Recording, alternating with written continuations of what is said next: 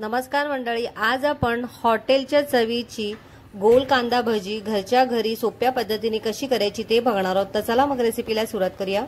इथे मी 1 वाटी बेसन पीठ घेतलेले आहे। या बेसन पीठामध्ये आपण मध्यम आकाराचा बारीक चिरून घेतलेला कांदा घालायचा आहे। कांदा घातल्यानंतर इथे मी लसूण आणि मिरचीची पेस्ट घालत आहे। इथे मी 4 ते 5 लसणाच्या पाकळ्या आणि 2 ते 3 हिरव्या मिरच्या घेतलेल्या आहेत। पाव चमचा हळद घालायची आहे आणि अर्धा चमचा इथे मी लाल तिखट घालत आहे।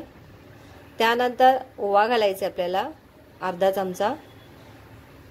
आता यामध्ये कोथिंबीर घालायची। कोथिंबीर घातल्यानंतर यामध्ये आपल्याला चवीनुसार मीठ घालायचे। मीठ घातल्यानंतर इथे मी पाव चमचा खायचा सोडा घालत आहे। आता हे सर्व मिश्रण आता आपण एकजीव करून घेऊया। आणि आता यामध्ये आपल्याला लागेल तसं पाणी घालायचंय। अगदी थोडं थोडं पाणी घालून आता आपण याचं बॅटर तयार करून घेणार आहोत।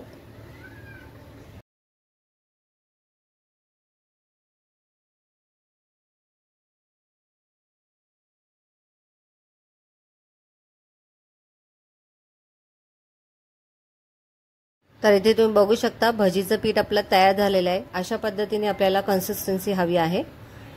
इतपतच आपल्याला पातळ हवंय। आता इथे मी एका वाटीमध्ये पाणी घेतलेले।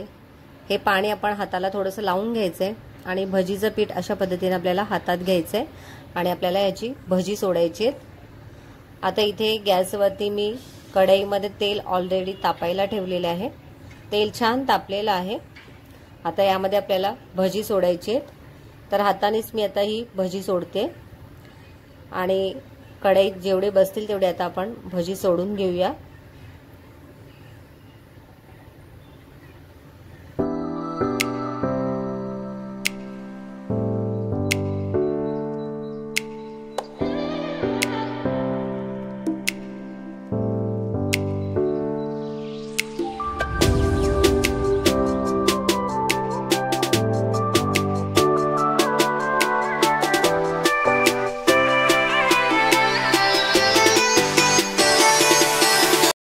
भजी तेलात सोडल्यानंतर मध्यम आचेवरती आपल्याला ही भजी छान सोनेरी रंगावरती तळून घ्यायची आहे।